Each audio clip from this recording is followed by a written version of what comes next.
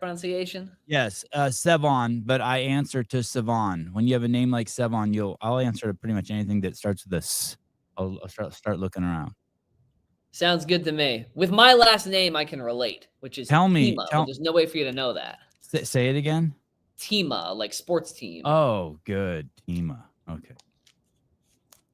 First, I want to say thank you. I think understanding the definition of liberty is one of the most important things anyone can do intellectually, emotionally, for their physical health, their well-being, their understanding of personal accountability, personal responsibility, quality of life, et cetera, et cetera. I mean, it just goes on and on about understanding how fulfilling life can be. So thanks for doing that. A lot of us, I'm 53, and a lot of us didn't even understand liberty, had no idea what the Constitution was, and we were just bought in completely on democracy, democracy, democracy, not realizing that there was something more important than than our democracy. And I remember the first time it popped up on my radar is I don't know if this story is exactly true, but the way I remember it in my head is Egypt got its freedom to vote and it became a democracy. And then the first thing they did was vote out their democracy. And I was like, how the hell did they do that? And I was like, can we accidentally do that? And then someone sat me down and explained, no, that's why we have a constitution to protect us from people, to protect us from the democracy. Am I on base there? Yeah, I would describe democracy as the 51% ruling over the 49% should they want to, right? It's tyranny of the majority. And, in these universities, you get the founders get a bad rap, right? That they're these horrible people who didn't know no better. But, they had some good ideas in mind, such as, protecting our rights and setting up a government with the Constitution, with the Declaration of Independence, a republic, if you can keep it, not a democracy. So very grateful to be living in America. Can you help the people understand that, like, the most, because I think a lot of people, I was born in Berkeley, California. I was raised as a do-gooder. I was raised as a liberal, voted for Hillary and Obama and all that stuff. And then I had my moment where I was like, there's something more important than being a do-gooder and putting on the apparel of being a do-gooder. Can you explain in as depth as you want what liberty is, what it means to the United States of America in terms of its foundation? Yeah, absolutely. And I can relate to what you're getting at about growing up as a do-gooder, right? I looked to government early in my life as the solution to our problems if we can get the right people in it to make the right regulations and the right laws and engineer society in the best possible way. Through reading history and just observing the world around me, early in my 20s, I realized, oh, government is at best incompetent and at worst evil, right? Mhm. Capable of great harm and great incompetence. And if we really want to achieve human flourishing, if we want to make our own lives the best they can be and the lives of others around us the best they can be, the first step is to get the government the hell out of the way. It is to have them leave us alone so we can thrive, right? And that is the conditions that we're trying to get these students to set up in their community and to understand, the basic foundational principles of the philosophy of liberty. And to me, again, liberty means being left alone. It means being able to do what you want as long as you don't hurt others. It means to exist waking up every day and not worry about, as my favorite Yao sign back there says, without an agent of the state coming to hurt you or take your stuff in the name of the greater good. And I think really it is the gateway to human flourishing and to prosperity. But fundamentally, the larger the government is, the less liberty you have. And that's what we got to do in this country. We just got to keep reducing the size and scope of these agents of the state if we want to have the best possible outcomes. I'm going to ask you a follow-up there, but before, you are the operations officer for Young Americans of Liberty? Yes, sir. Okay. And how long has that organization been around? So we were born in 2008 out of Students for Ron Paul, his first campaign. After the campaign ended, Dr. Paul and our founder, Jeff Frazee, he said, hey, we want to keep this energy going. Because Dr. Paul, if you'll remember, he had an incredible amount of youth support because people are fed up with the status quo. He was really the disruptor in that campaign saying, hey, maybe we shouldn't have all these troops deployed overseas. Hey, maybe we shouldn't just accept that the Republican Party continues to grow the government despite being allegedly the party of limited government. That resonated with a lot of people. So we've been around since 2008. We just celebrated our 15-year anniversary last year with a big 1,000-person event. So depending on how you look at that, we're brand new or we're long timers. It just depends on your perspective. Can you give me, do any examples really stand out at you where our liberties were stepped on and it would have been better if that they weren't? Yeah, I mean, where do I start? 1913 was one of the worst years for this country, the United States of America, because you had both the income tax coming into play, which they pitched as, oh, this is just for the 1% of the 1%, right? But of course now, pretty much everybody is subject to a giant portion of their income being stolen from them and used inappropriately and incompetently by these governments, and also in 1913, you had the Federal Reserve come to emerge, and that is when the government has started to destroy our money. You look at the value of the US dollar past 100 years, continuously on the decline because the Federal Reserve doesn't answer to anybody, and the more money they print, right, to fund these endless wars and these government pet projects, the worst government pet projects, the less valuable the dollars you hold become. COVID as well, if we jump ahead 100 years, right? I think that was one of the biggest violations of civil liberties in American history with the lockdowns, the mask and vaccine mandates. But also you'll remember in 2020 in March, when this all started, the United States Congress, they said, you know what? We're going to vote to spend a couple $1 trillion of taxpayer money to give it out to United Airlines and the Kennedy Center and all these special interest groups. We're going to print an enormous amount of money. 80% of all the dollars in history were printed in the last 5 years in order to make it look like we're doing something to save people from this virus. One guy stood up to that, Thomas Massie, made every legislator in DC come back and vote on the record if they were going to, push this country off a fiscal cliff. Now, the bill passed, and Thomas Massie became the most hated man in Washington. But right there, right, never let a crisis go to waste, as Obama's chief of staff used to say. That was a pure example of our representatives, our so-called do-gooders out there saying, there's a virus in this country. You know what? I'm going to pay off a lot of my special interests, a lot of my lobbyists at the expense of the value of our currency and the civil liberties of Americans across the country, right? Government only knows how to rule by fear. So I could go on, but those are a couple of things that come to mind. Yeah, they do only know how to rule by fear, right? Everything is like, if you don't, I feel like we're in this era where if you don't, we're going to die, right? If you don't switch to an electric stove, we're going to die. If you don't put on a mask, we're going to die. If you don't get this government mandated drug injection, we're going to die. It's always, we're going to die. Yeah.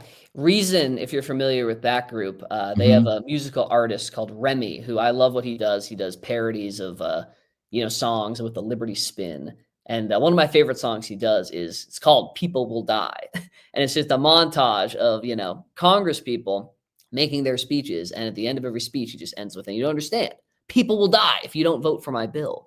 If you don't vote for my bill, that's called Save the Puppies. And then you read the bill, and there's nothing about puppies, but there's a heck of a lot about increasing mass incarceration, increasing your taxes, forcing vaccine mandates on you. And you say, what about the puppies? And they say, oh, well, you're a racist and a bigot, and, you hate the other side if you don't vote for this bill.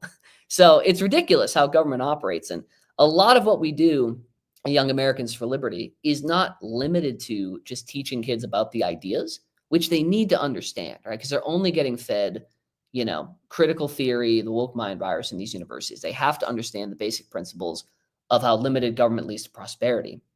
But we also spend a lot of time teaching them how to control the behavior of local politicians. And that's the message that we want to get across to them is DC is lost, right? Billions of dollars go into our nation's capital to try and, sway these legislators to vote one way, vote another, do nothing to really help Americans. But it's at the state and local level where a couple, 19-year-old kids can force a politician to actually give us back our freedoms and actually vote in accordance with liberty. So that's a lot of where we play. It's at the state and local level. Can you tell me your story about how you made the shift, where you came from, and how you made the shift? Had you had your eyes opened? Yeah, absolutely. So, coming into college, I grew up in high school. It was the Obama era, right? And I watched a good amount of Michael Moore documentaries Mhm. because you're that young, right? And you see a documentary like that and you hear a guy say, wow, here's some ideas of how we can make the world a better place. Look at how other countries do their healthcare. It's so much better. Our healthcare is bad. They use government to do that. Let's do that in this country, right? You like to be empowered, and young people, I think in general, like to be empowered with solutions to problems. And so, watched a couple of those documentaries and said, wow, I feel smarter, and there's things we could be doing in this country that are working over in Europe and other parts of the world that we could be doing here. And so I want to go to college and learn more about use government to help people. That was kind of where my head was at. And And what it took state were like, you what state were you living in? yeah, so I went to college in Ithaca, New York at Ithaca College. I grew up Okay. in New Hampshire, which now I look back and I'm like, man, that is like one of the most libertarian, limited government states in the country, and here I was watching Michael Moore growing up there. Um, but when I got to college, I did not find any of those solutions, and I didn't get to learn about how we would actually make people's lives better in the classroom. I only learned about how doom and gloom everything was, about how America was damned, about how capitalism creates structures where you can't succeed, about how if you're, a certain race or a certain gender, then you're inherently disadvantaged, about how there's no hope, right? And frankly, it bummed me out. Yeah. The left does not have a good message, and the small minority of people they do mobilize is all they need. They just need like a small vocal minority of people out there. Any movement really does. But I found that I was writing papers and participating in class, to get the grade. But the things I was saying, I didn't fundamentally believe in, right? I wanted to look at America. And frankly, what I took away from even those Michael Moore documentaries, him of all people, was that America was not damned, right? There's still, future for this country. There's still hope. And I didn't see that message of hope anywhere in the classroom. I just felt angry and like there was nothing that we could really do besides burn it all down, right? Which is what Mhm. the people pulling the strings want anyway. They want chaos. They want anarcho-communism. So I just decided to open my mind and say, okay, what other messages are out there? And eventually, I came to some key messengers and thinkers like Dr. Ron Paul and Senator Rand Paul, who was, big name at the time in like the 2012, 2013. He was very popular with his message at the time, still is, but even more so then. And read some Robert Nozick, Anarchy, Utopia, and State, some essays from that were pretty fundamentally transformative. And I just started to put the pieces together that, wait a minute, government really can't create, it can only destroy. Acton's law is a thing, right? Absolute power corrupts absolutely. And people who are building businesses and who are using the free market are actually creating more good than people who hold positions in government. So these kind of fundamental breakthroughs open the door to everything else. I'm learning about the Federal Reserve and more about criminal justice and how that intersects with liberty. So the left did itself in. For me, they flopped so hard that I had no choice but to seek liberty. And once I found it, I never looked back. And when you say, the opportunities, I think you said the opportunities that capitalism provides, you mean, for example, you let someone like Elon Musk, keep his money instead of taking it and giving it all to the government, and people saying to tax the rich, tax the rich. These guys will do things that invigorate the economy, like start businesses, hire people, be innovative, invent new things on a superficial level. Is that what you're referencing? Absolutely, because you look at just incentive structure, right? Government, they are rewarded not necessarily by helping anyone, but just by getting enough people to vote for them, right? That's like the value they're seeking to create, is just keeping their seat, retaining power, winning their election, at whatever cost.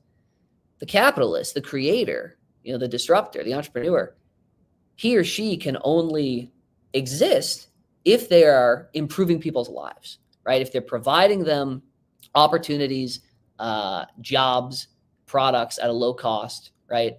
You look at Elon Musk, right? For years, the left clamored for electric vehicles as a solution to the climate crisis and as alternatives in the automobile industry. He gets out there and says, all right, here's a high quality electric vehicle, many different sizes. I'll even shape it in a silly looking truck if you want. Completely change the market. I don't hear any thanks for Elon from the liberals from that. Just them, leading with envy. And that's another thing that really struck me when I was in school and why I felt so icked out by the left's message is because envy is not attractive. Envy is not popular, right? It's this negative spiral. And I think that's where a lot of this tax the rich, vilify the entrepreneur mindset comes from. Is people are just jealous. And if you took all that energy of being jealous and spiteful and channel that toward creating something, building something, making other people's lives around you better, we'd all be better off. But that's the harder path to take. One of the books a friend gave me that really changed my perspective was Libertarianism by David Boaz. Do you know that book? Yep. That's a book. When I was living in DC, we used to drive in. We did the reverse commute. We drove from around Capitol Hill into Arlington, Virginia, and we would play that in my carpool on audio tape.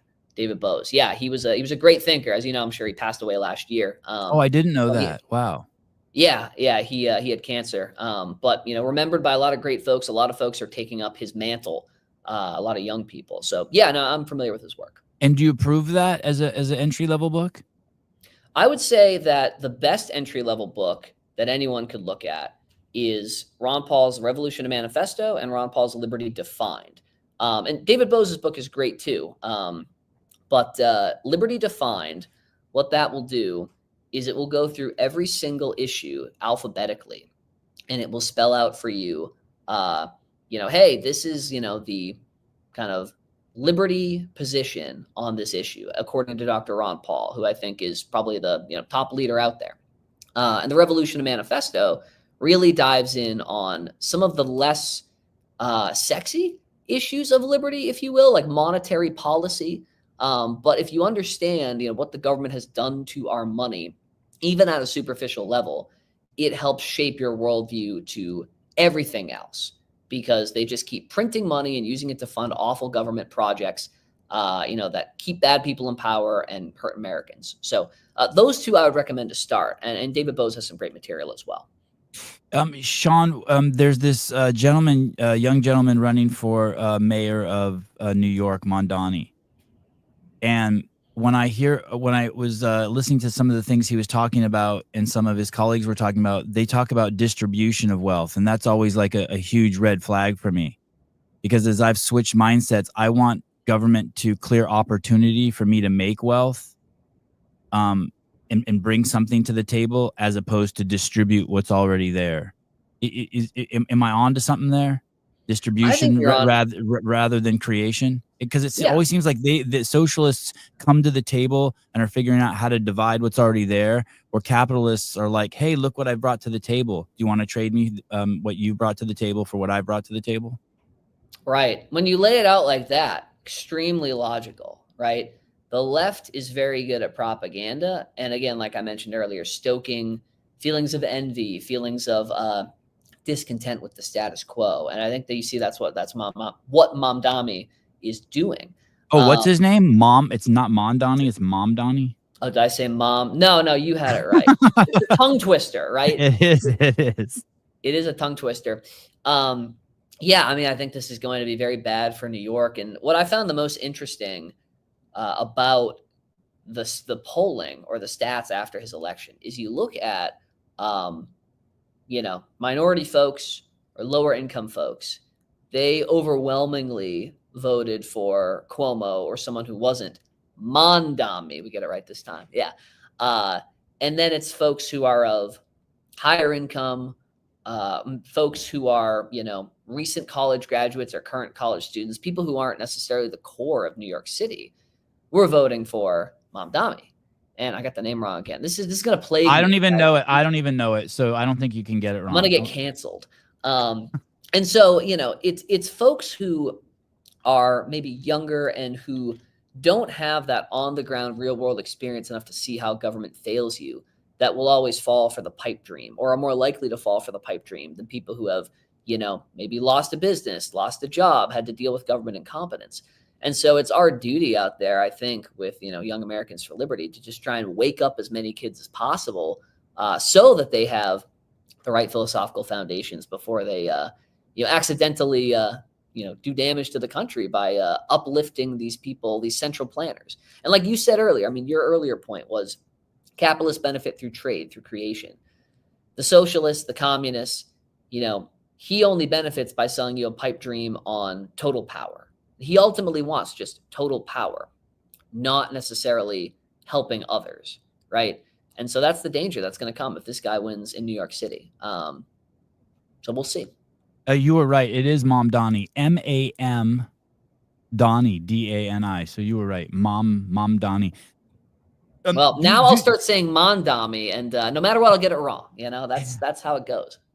Do they know that they're after power, or are they? Because when I was a good little liberal, I didn't think of it in terms of power. I thought it in terms of, I accepted how they couch things. So like now I know better. I know that there's no such thing as quote unquote homeless people. I know there's drug addicts. Who the vast majority of homeless people are drug addicts, and that their vocation is stealing and begging, and that they've prioritized their usage of drugs over getting shelter, as opposed to me. And now I'm supposed to feel bad for them because of that prioritizing, and then I'm supposed to then now pay for their shelter, right? Like I've rethought it, but because of the misnomer of calling them homeless, which is just a symptom of what they are, they're drug addicts and thieves. And I know that intimately because I also was homeless for several years. I know it to be fact. I never saw any like the stats always talk about families being homeless. In the years that I was homeless, I never saw one family that was homeless. Not that it doesn't exist, but I just never saw it. And I would do things thinking I was doing good. Do they know that they're after power, or do they think that they're really doing good? Yeah. So I think that the bright spot of Gen Z, is that the most recent? What's Gen Z? How old are those guys? Yeah, so Gen Z, I think we're coming up to the tail end of Gen Z. I am the tail end of being a millennial, so that's like up to 1996, 97 roughly. Okay. Gen Z is 97 through, I don't know, 2010, I would Yeah, think. it says not late 90s to early 2010s, according to Google. Okay. So we got Gen Z as the youngest. The end of Gen Z is the youngest voting demographic. And I think Gen Alpha, right, the next generation, if trends continue, they have, a BS radar, right? Trump, for, love him or hate him, one thing that's indisputable is he reintroduced a certain level of authenticity into politics, right? There is no filter with him. There is no, talking points. There is no, snake oil salesman. He just speaks. And we're starting to see that with more politicians these days. And the ones who don't, young people kind of say, I don't know if I really trust this person, right? So the challenge that the communists and, the big government advocates are going to have is, how can they peddle their propaganda in a way that, isn't just a blatant power grab? And unfortunately, I think Mom Donnie has done a decent job of that, by the way that he's utilizing TikTok and, just social media trends to be authentic, in the sense that he's connecting with folks. He's saying, hey, I'm young, I'm hip like you. Like, I understand what's going on, right? Which is why we need to continue making sure that people are aware of, hey, these are the impacts of these policies. Know your history. Every time, for example, rent control or rent freezes happen, right? Overall, the price of housing goes up and housing gets reduced, right? It's not, a correlation of, if you freeze the rent, you control the rent, then all of a sudden people are better off, right? When government gets involved, things get worse, 99.9% of the time. So the long story short, the long answer to your question is, I think more people are waking up to politicians are full of garbage. And that's creating an opportunity in the market for people like Mom Dami to say, oh, well, let me be on the forefront of TikTok, the pure place of authenticity. But, be a little bit more quiet about the bad impacts of my policies, or be more personality forward and less policy forward, I would say. Sean, I think a lot of people are afraid of liberty. The generation that's, one past me, is afraid of liberty. They want doctors to have all the answers. They want to be taken care of. They don't know what the IRS does, but they're terrified of the IRS going away. They're just so afraid. Do you find that to be true? That there's some sort of fear of changing the status quo? Absolutely. I think that that is that is a product of decades of propaganda from, the higher education cartel and just government in general to say, hey, you need the state. The state will take care of you. If your guy's in charge, you can trust him, right? And, frankly, ever since, Trump won a second term, see just generally a lot of people who cried against the suspicion of government are now even saying, oh, no, Trump's in charge. We can trust these folks. And I would say they still need to be met with the highest level of scrutiny because at the end of the day, they're agents of the state, right? They're here. They're going to be giving us more liberty or not clamping down on us as hard as maybe a Harris administration would, right? But they're still fundamentally infringing on liberty. But liberty is dangerous state of being for folks. And I remember when we had a conference in Orlando, we had one sign, right, that was advertised because we were setting up the conference. And it was a sign kind of like that color. And it said, "The revolution is yours now, Young Americans for Liberty Conference." And there was an adjacent conference, and they were full of arts administrators, right? People who run the box offices at operas and ballets and whatnot. And I met a couple of them, said, "Oh, yeah, I'm with the next conference." Yep. And apparently they did some research on the group, saw that it was Liberty in the title, and they put out an all attendee text and an all attendee email that said more or less, "We've been made aware that the Young Americans for Liberty are here at this hotel. We understand that their values might not agree with yours. We understand that they might be, politically radical. So we're going to double our security forces for our closing gala. And if you want to walk back to your hotel room with you, we will provide security for that." Right? Just based on, the title, Young Americans for Liberty, and our basic positioning of, oh yeah, like get the government out of your life. The irony of all of that is that I was pretty much the only staff member there, right? There was no other attendees, no other staff. I got there early, and you can't really tell because I'm sitting down, but I'm not a big guy. I'm like 5'5", right? So they doubled their security for me, right? Average size dude, just because they were so scared of this concept of liberty. So there's a lot of propaganda that we have to overcome. And I think, the best way to overcome that is, again, just to shine light on the fact that history is on our side, right? When government gets out of the way, when people are left alone, more good things happen. At a very superficial level, again, you zoom out, you look at the Koreas. North is completely dark, right? South is full of light from, the Google Earth view, right? Because when they left people relatively more alone and let people build, right, they can create prosperity. They can create opportunity. When you give everything to the government, there's literal darkness. So it's just, little seeds like that we plant in these kids to get them to question the narrative that liberty is dangerous, that liberty is bad. But yes, I agree. People ultimately would prefer to defer to authority figures. And that is a biological bias we have to overcome. And I say this with peace and love. Your group's a nerdy group. It's not Antifa, right? It's a nerdy group. It's people who are smart, who read, who are thoughtful. It's not, hey, if we don't get our way, we're going to go burn down the Tesla dealership. Exactly. As I tell the students at the conference, it says, you must recognize you are not normal. Yeah. You could be anywhere in the world, but you're here at a philosophy and politics conference. And we are, and it is philosophy. It is a philosophy and biology. I would say that capitalism is what our biology is aligned with our biology. Invent something, attract people to you, maybe get a girlfriend, maybe get a wife. You know what I mean? Make the best cave, invent the light bulb, do something.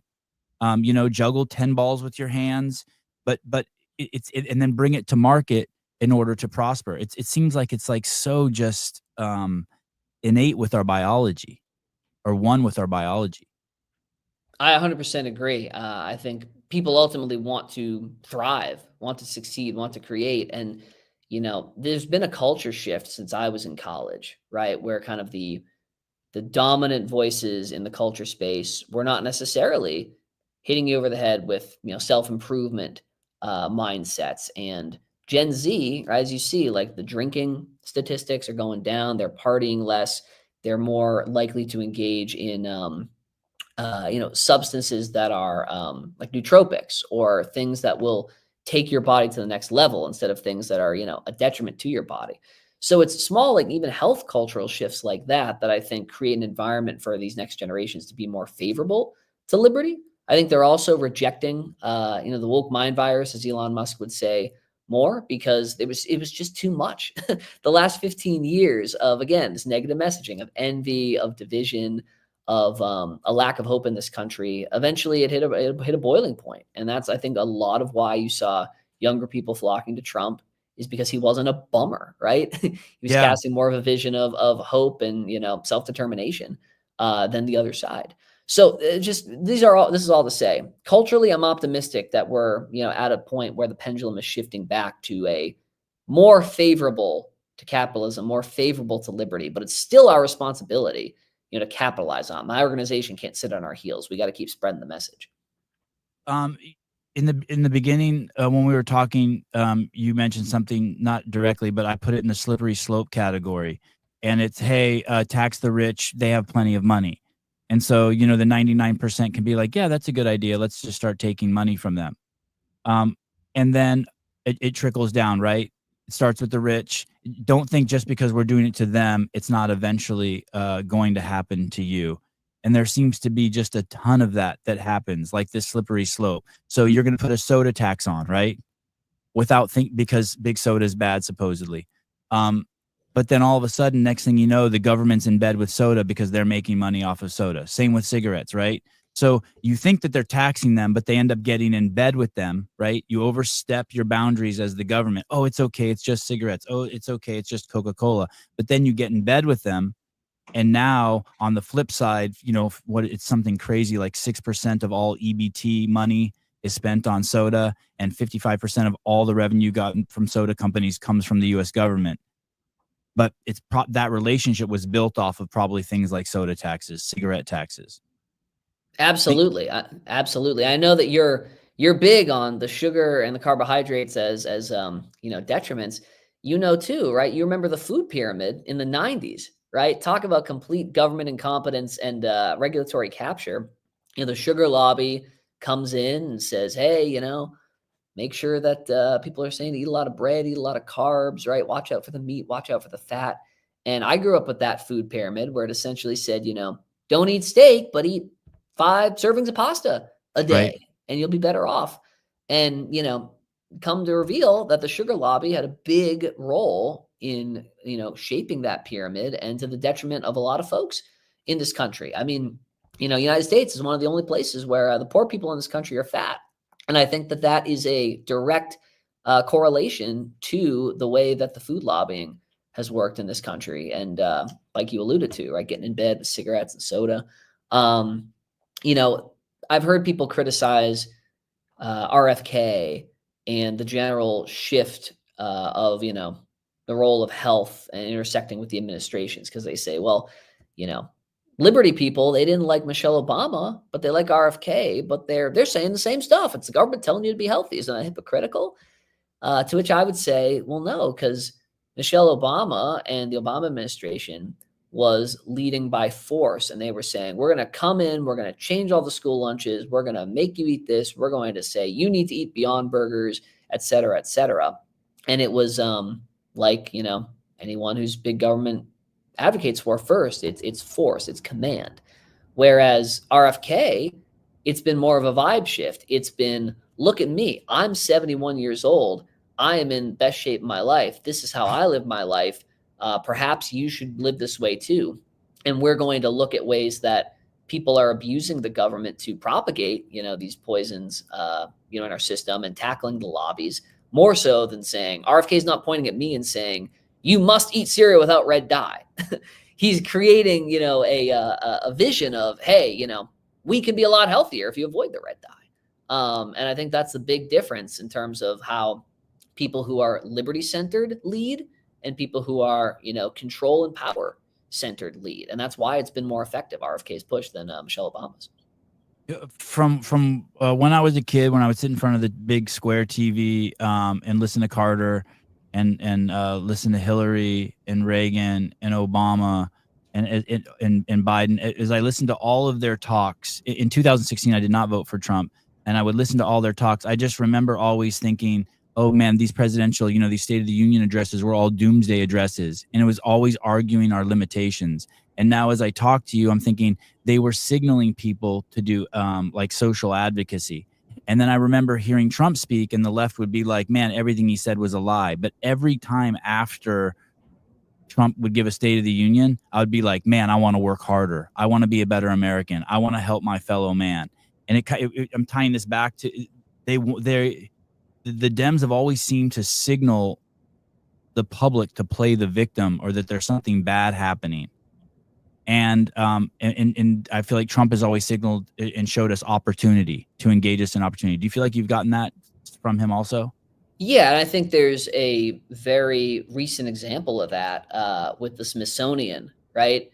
Just yesterday, and I don't have the exact quote in front of me, but he posted something to the effect of, our history museums and our cultural history of this country can't all be despair and downer and stories of the downtrodden. It has to be also a recognition of hope and futurism, right? And how we can why this country, making the case for all the great things this country has done and can continue to do, or rather the people of this country have done when left alone, which I think is the fundamental point of it all. It's very easy to mobilize people by making them angry, making them dissatisfied with the status quo. Right? That's how the politician tends to operate. Is everything sucks. If you put me in power, I'll make it better. It's a lot harder to lead, or rather, even if they're leading, they're saying, "Oh, everything sucks because the other side. Keep me in power, and I'll make it all better." It's a lot harder to lead from the perspective of, we have a great future ahead of us. Trust liberty, right? Trust that if we reduce government and if we just leave you alone, then things will be better off. Trust that if I, the central planner, don't solve your problem and I let you all solve your own problems, that things will be better off. That's a harder message, just psychologically, for people to adapt to. But long and short, to your original point, yes, I mean the left has not figured out how to deliver a message of hope, and that's why they are losing young people, and just I think a lot of Americans across the board. Earlier you were talking about how just because the guy you want in power is in power, you still have to keep an eye on them. And I'm very guilty of that because I'm very excited. I enjoy watching this kind of ramrod approach that Trump's taken. Is there anything currently that the administration is doing that you think, okay, these are stepping on our liberties? Yeah, so the things that I hear on the ground, that young folks are most irritated by with the Trump administration, two things come to mind. It's, look, he wants to be a deal maker. He wants to end these wars, but there's still a lot of money, going overseas to funding foreign wars that aren't necessarily in America's interest. Why not just shut off that spigot? Because the logical step of funding conflicts overseas that aren't pertaining to America's interest or America's safety, the next logical step is, hey, we might see, troops deployed overseas. And we already made that huge blunder in Iraq, 20 years ago. And just throughout, the last really 50, 60, 70 years, we could have saved a lot of American lives by just bringing our troops home and not deploying them, right? So I think that young people are very present to that since they're the most subject to the draft. So faster exit in these, entangling alliances abroad. And then, front and center right now is the Epstein files. I mean, Trump has been a guy who has, I think, really, again, like I mentioned earlier, carved himself as authentic and a straight shooter. And people smell the BS when he's like, oh, the Epstein files are a Democrat hoax put on by Biden and Obama. People are saying, who is giving you your talking points, man? You got to fire whoever's giving you those talking points. So those are two things of front and center of folks' minds, I would say. And not a huge fan, young people on the tariffs either. And look, so far, I think the economy has weathered, the kind of back and forth, like, hey, we're going to tariff you at 200%. Just kidding. We're going to take it back. So far, that's weathered the storm. But, show me an example in history where, doubling the taxes on goods and services crossing borders, especially from peaceful countries too, countries who are allegedly our allies, Show me a time where doubling the cost of entry for goods to cross borders has led to more prosperity and more happiness. And I think that's just a fundamental philosophical underpinning that Trump has really always had, was this zero-sum game of trade of, oh, we're getting screwed by these countries, we need to win. But, the free market says, hey, no, it's not about zero sum, it's about value creation, right? And so people are a little bit wary of like, oh man, if I graduate college and this trade war keeps up, am I gonna like look for a job in the job market? And things are really tanked because we were running this trade war that didn't pan out well. So those are a couple of things that come to mind. But again, compared to the Harris administration, I mean, loads better. Sean, my YouTube knowledge of the tariffs is this, going back to what you said about 1913, I think that was the year. Up until that point, the way the United States funded the federal government was through taxes they charged for products that were coming into the United States of America. And then with the income tax, that started funding the federal government.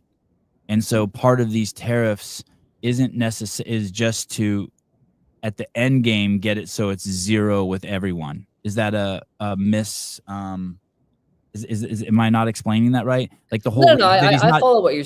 I follow what you're saying. I think that when we funded the government, the U.S. government, with tariffs, the revenue necessary to fund the size and scope of that government was so much smaller that it worked at the time. But the government has grown so much. I mean, we're 37, $38 trillion in debt. If we wanted to fund that uniquely through tariffs and get our country solvent again, I mean, we're talking, products that nobody would be able to buy. You'd have to have, 700, 800, 900% tariffs on things. But to your point of, hey, is the end game, to get everyone down to zero? I think that'd be fantastic. And I'm willing to say, that's my interpretation of it, to get everyone down to zero. Yeah, that would be fantastic. But you have contradictory, and this isn't really kind of in the news as much as it was in like March or April. But back then, you had a lot of contradictory points coming out of the admin. For example, you had Commerce Secretary Lutnick, who was asked, like, hey, if Vietnam and U.S. agreed to 0% across the board and total unilateral trade, would you accept that? And he said something to the effect of, well, no, because then they're still going to do business with China, and we can't have that, and we need to have manufacturing back in our country, and therefore we need to keep fighting this trade war. And again, government is incompetent at best, evil at worst. We can't even get the DMV to run functionally. How are we going to trust, oh yeah, if we just tariff the heck and increase prices on goods and services imported across the country, that will absolutely lead to a bunch of factories popping up in the United States. Like, basic economics will show that doesn't hold up. And I think that's the danger, of what the Trump administration is promising, is people saying, oh, we're going to have all these jobs back in 4 or 5 years. I just don't see it happen. I don't see a ton of factories popping up in this country. And so if the goal is zero unilateral trade, or rather 0% unilateral, I think that's a great goal, because free trade's great. But I would be wary, whoever's advising Trump, I tell him, be wary of overpromising that we're going to bring a ton of manufacturing back to the United States, because just the way that people can, produce products at much lower cost in other economies, it's just not going to happen like they're promising. Oh, okay. And that was going to be my follow-up question. Why wouldn't it work? So let me give the example. So we charge 100% tariff on cars that come from Mexico. So then whoever's building the cars says, okay, fuck that, we'll just build the factory in the United States. But you're saying that because the average salary in Mexico is $1 and the average salary per hour, and the average salary in the United States is $22 an hour, you're saying that that's still not going to get people to move, and it's going to it's going to screw everything up. Why not just take it down to zero for everyone and kind of see where it levels out on its own? That's what I'm saying. And there's the old kind of saying where it's something to the effect of, like, free trade is everyone creates what they are best at creating, and so everybody wins. Nationalism, or at least economic nationalism, is everybody saying, I'm the best at creating everything. And again, look at, go back to North Korea, South Korea, total government versus more of a free market. North Korea barely engages in trade with anybody. They say, we're going to do it all ourselves. And that's why they're in the dark and their people are in poverty. South Korea says, I'm going to engage and I'm going to trade with the world, and we're going to bring products from other countries and sell what we do. And their people are a lot more prosperous, a lot more healthy. So, just again, those little entry points of saying, just look at total government in practice, look at big government in practice compared to liberty government.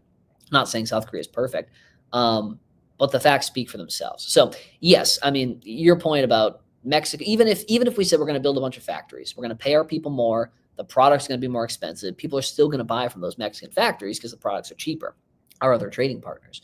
So again, I would love to see free trade. Always going to be wary of tariffs or, taxing Americans to achieve goals, which tariffs are taxes at the end of the day. But if in 4 years it's like, hey, guess what? We've got unilateral free trade across the world with all of our allies and people who don't pose a direct threat to the United States, I would say, all right, I don't know if I would have instinctually used those tactics to get there, but we did it and I'm happy. But until then, I'm going to be skeptical. And, I'll end with this point is that one of the things that we really instill in students is not just understanding liberty, but the importance of holding the politician accountable. Because the worst thing you can do for a politician is to just heap praise on them, trust in them, and think they're going to do the right thing. The politician is motivated to do nothing or to maintain the status quo, right? If you want to get them to do something tough, like, I don't know, stand up to the tariffs if the tariffs aren't working, even though that would come at a cost because of the Trump administration is promoting tariffs. If you get 12 kids organizing, calling your state rep, calling your congressman and saying, hey, we're really upset. We're demonstrable proof of angry voters.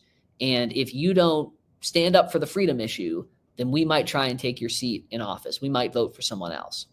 That's the only way to get the politician to act. So because they're trying to keep their job. They're trying to keep their job. Exactly. Their primary motivation is to keep their job and to not rock the boat. And therefore, the grassroots, you and me, and any American, right? If they're representing you, they answer to you. You cannot let them forget that they answer to you, and their job is to, leave you alone, give you back your liberty, not grow government. The only way that you are going to affect that is if you take action, if you show up to your state capitol and get them on the record, on video saying, hey, are you going to vote this way? Knocking on doors, reaching voters saying, hey, did you know that so-and-so voted to expand government, voted for these bad policies? You should call them, tell them you're mad, right? The politician fears nothing more than the angry voter. And the left is great at mobilizing angry voters and threatening politicians' re-elections. I mean, you remember 2020, for example, that period of time where the Democrat politician could not go off the course of a BLM talking point. If they said anything contrary to a BLM, Black Lives Matter talking point, then they would be punished by their electorate. They would hear from a lot of angry voters. We need to do that for liberty. And that's exactly the type of work that we're doing, in addition to telling students about the philosophy. I'm just plugging in here. Yeah, please plug in. Do you think Trump's, Sean, do you think Trump's any different being that obviously probably he gets counseled by JD Vance in the way that hey, JD wants to keep his job, move forward, maybe become president. So when he gets counseling from JD or other people who have a future in politics, they're counseling him more on doing what the people want as opposed to staying true to what our founding fathers wanted. But do you think that Trump, knowing that he only has a 4-year term, maybe is more cavalier and cares less about that and is just more concerned at all costs to get the train back on the track? Yeah. I think that two things can be true at once. I think he does have a lot of advisors who are in his ear. I think at the end of the day, the decisions, no matter what, if he has 100 advisors telling him do X, but he really actually his gut says do Y, he's going to do Y because he's that kind of maverick, right? That's how he's always operated. I think you're right. I think it's his last term, so he's a little more cavalier because he doesn't have to worry about his own reelection. But he is aware of not only his legacy, but also the fact that there's going to be eyes on him to say, part of your metric of success and your legacy is, did we maintain the White House the next year? Did you set up your successor? Did you keep the Republican Party growing? So, he can't be a complete and total unhinged, I'm going to do this because as soon as I leave the Oval Office, nothing matters anymore. I mean, what matters is that, he doesn't leave the Oval Office and Gavin Newsom, say, comes on in because that would be a shit show. That would be a disaster. Exactly. Because you look at Biden too, and people say, oh, well, people on the left are like, well, Biden, his legacy is tarnished because he ushered in Trump again. Trump doesn't want that to be the narrative for him of like, oh, Trump, did so many things that, we went back to the left and the pendulum shifted. So a little bit of both. I mean, he's definitely more cavalier because he doesn't have to worry about his own reelection, but he still needs to be concerned about, did I set up the movement for success? And did I not accidentally hand the keys over to a communist? So that would be terrible for his legacy. We had this thing happen in California recently. I believe I'm characterizing it correctly.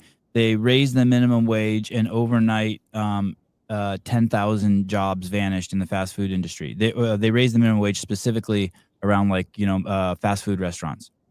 And literally overnight, the media was reporting that 10,000 jobs vanished. The left couches it as the quality of life of people went up, right? Because they say that, oh, the people who, got to keep their jobs are making more money, but they don't mention all the people who lost their jobs. Yeah, it's one of those things, again, where they say, oh, we're going to be a do-gooder. I really love that you use that phrase because I can relate to it early on, right? Like the left sells you at first on, hey, if you just, change the laws, change the policies, tax the rich, raise the wages, you're doing good. Right. It feels good, right? You're giving people more money. Right. But yeah, like and this is what we teach kids as well, is put yourself in the shoes of the people these policies affect. So if you are a, franchise owner, small business owner, and a guy in a suit, metaphorically, the government agent shows up at your door and says, and metaphorically, again, puts a gun to your head because the government is force. The government is a monopoly on violence. They put a gun to your head and they say, you need to pay your workers $30 an hour instead of. He says, well, man, I can't afford that. And I need to stay in business. I need to put food on the table for my family. So if I really need to pay these people $30 an hour because the monopoly of force is telling me I have to, I guess I can't employ all the people I want to employ. I have to only employ the best of the best, right? And so then he keeps, or she keeps, the best of the best employees, cuts the rest. And, these minimum wage jobs are not really designed for the best of the 1% of employees. They're designed to be equal opportunity providers for people who don't have any skills or maybe have, lower cap potential. And so, or for young people just getting in the workforce for the first time. We all worked at McDonald's at one point. We all had to enter. We all had a paper route. We all did that. Exactly. Yeah, no, I worked at a seafood shack, right, in college, $7.25 an hour. And I probably learned as much or more there on that job than I learned in the classroom. So it's very important stuff. But I think of people too. I mean, people who maybe didn't go to college, they need that job even more. You're pricing out the people who need those jobs the most. And so, you feel like a do-gooder at first, if you're one of those decision makers, until you have to realize the consequences of your actions, which is, you're out the low skilled or the poor, the people who need those jobs the most from having them in the first place. And so, good rule of thumb. And as much, I have people that I love who are from California. The beaches are beautiful. Some things out there are very beautiful. But if you want to run a state, you want to run a government, it's a good idea to usually look at California or Illinois or New York and do the opposite. Right. That'll put you at least on the path to more success, right? Right. I couldn't agree more. Caller, hi. Hello? Hello. Hey. Yeah. Hey, I had a question. Does he think that tariffs are a bigger threat or government spending and printing of money is a bigger threat? Yeah. And which one do you think is a bigger threat? Yeah. So infringement, you can look at kind of like, okay, how much liberty are we losing, or what is the consequence of this government action on people, right? You can kind of, quantify that anecdotally. And I think that, government spending and printing money in the long run will be more harmful because, one of the worst things that a government could do to its citizens is devalue its currency, right? You could have, complete unilateral trade, right? Where no tariffs on anything, no taxes on anything, and market prices for everything. But if we're, looking like Zimbabwe, and everyone's got, $1 trillion bills that are worthless. And we really can't buy anything because our currency has been so devalued by the excess of spending for the government. And also, the fact that we're so in debt now, right, that eventually we're gonna have to pay that piper back. And that's going to result in more taxes on folks and less money for everybody. So, Well, the long yeah, and short but I mean, is, if we're realistic, there's no way we ever pay our debt. well, There's that's no way we defeatist. ever I can mean, pay. certainly there's a There's no way 1% we chance can we ever. pay it back. No, I'm There's with you. no I'm way with we you. can ever pay $36 trillion. I mean, there's no way. It's never going to happen. The only thing that keeps us afloat is the ability that we have in our military. Our military is basically our currency now, because nobody's going to call our debt because our military is stronger than everybody else's. Now that always won't be the case. At some point, this whole thing will come crashing down. But yeah, the tariff thing, I'm a fan of the tariffs. I say keep it going because we've been getting tariffed by all these countries for years. So, and these countries need us to buy things from them. So I think what the administration's doing is smart in that aspect of it, because what we've done to this point has basically destroyed our currency in our country. Yeah, I think that we're in a stage right now where we haven't seen the possible maximum consequences of the tariffs on the American consumer and Americans writ Can it large. be I any hope we never worse? get there. I hope we never I know, get there. but look at where we are now with what we've been doing. I mean, look at that. Look, the debt that we have, the government spending that we have. Still to this, even during the Trump administration, we're still just keep spending and printing money. Yeah, no, I So mean, the the fact that we COVID bill did, I the talked fact that we about, that just was under stay, Trump, yeah, 2.1. So.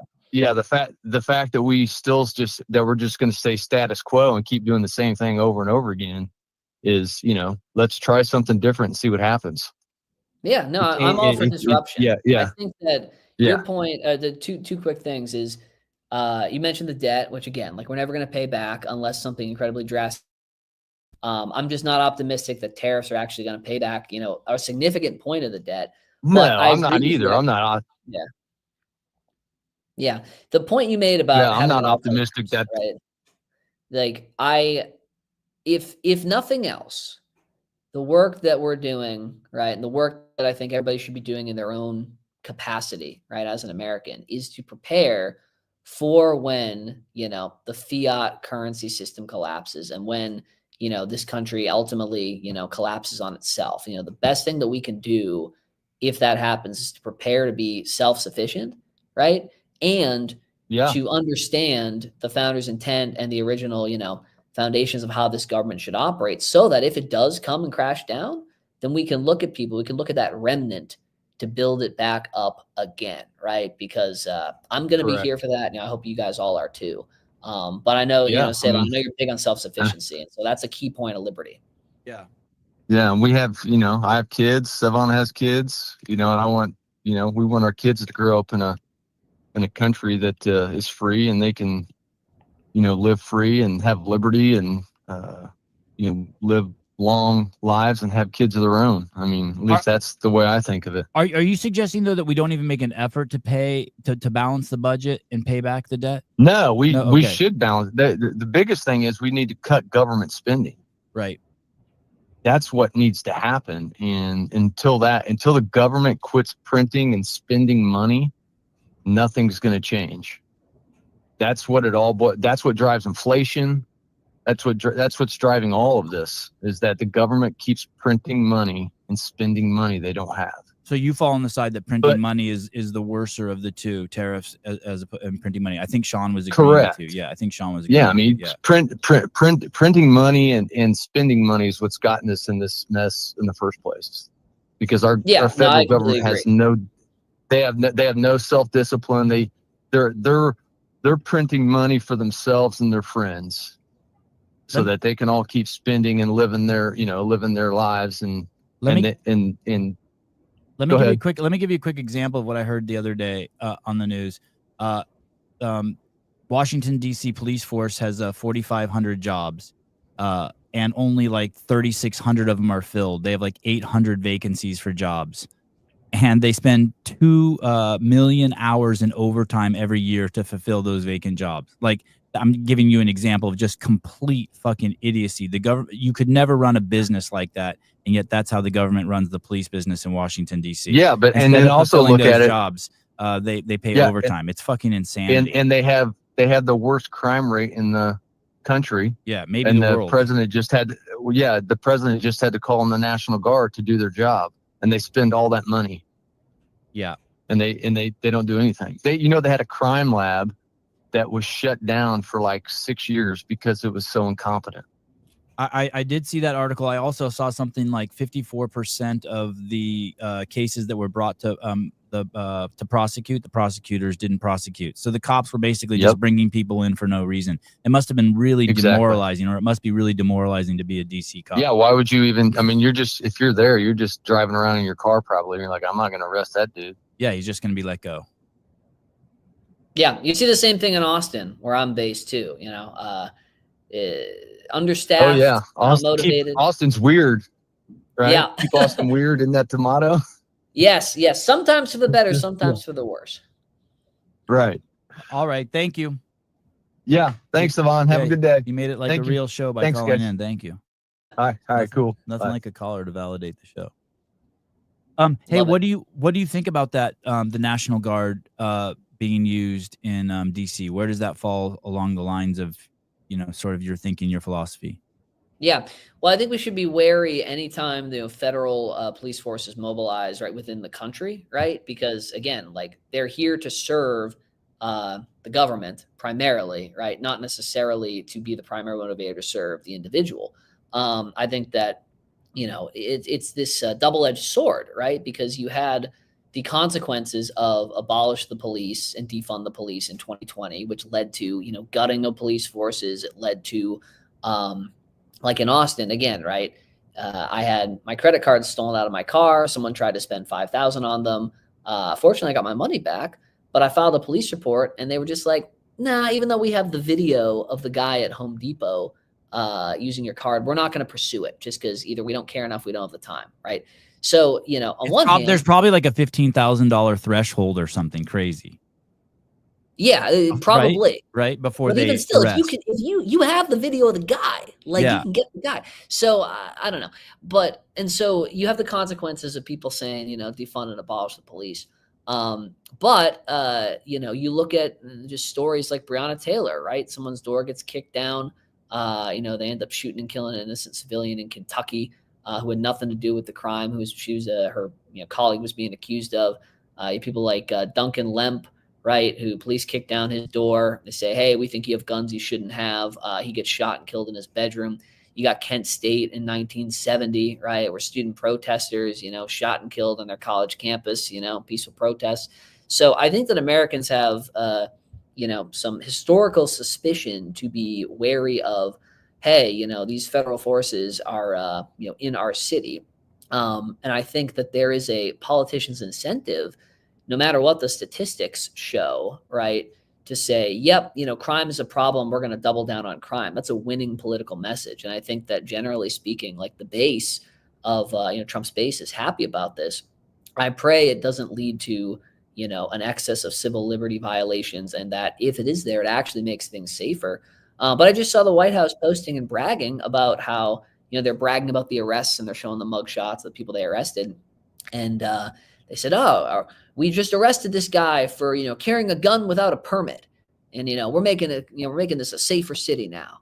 And it's like, I'm pretty sure the Second Amendment, entitles this guy to be able to say, or at least it should, my interpretation of it, to say, hey, you have the right to defend yourself and you need a government permission slip to, carry a gun to defend yourself in a city that, if it is allegedly full of so much crime, right? Do you trust yourself to keep you or your family safe, or do you trust a government agent?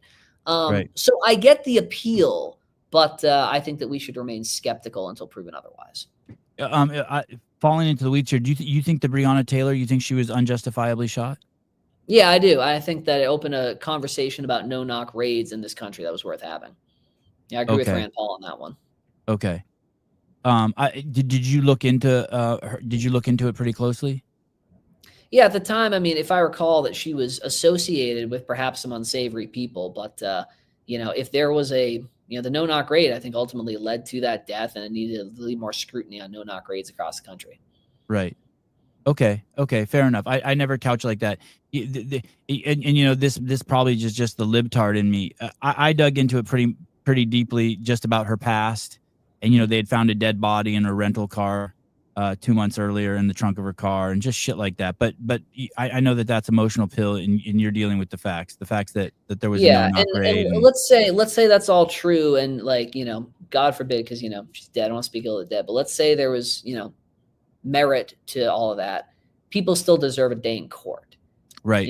I don't think that we want a country where we say, you know what, yeah, it's fine, just let the police kick down your door and shoot and kill someone without a trial. Right. Everyone deserves their due process. What do you think about the police having some authority that's different than the average American? My feeling is this, and I expose myself by saying feeling. We hire them to protect us.